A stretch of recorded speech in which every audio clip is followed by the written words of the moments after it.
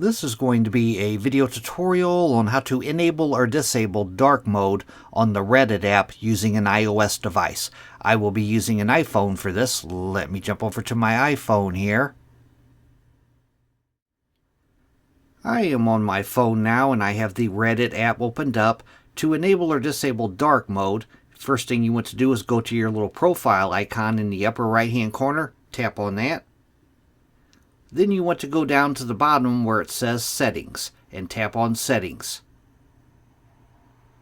Now on this page that opens up, you want to scroll down a ways, down to the dark mode section, and as you can see, the very top thing, automatic follow iOS settings, I have that toggled off. Down below that is dark mode. If I toggle that on, now I am in dark mode.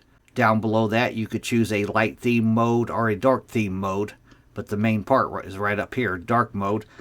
I'm going to toggle it back off. Now I have disabled dark mode. That is how to enable or disable dark mode on the Reddit app using an iOS device. Thanks for watching.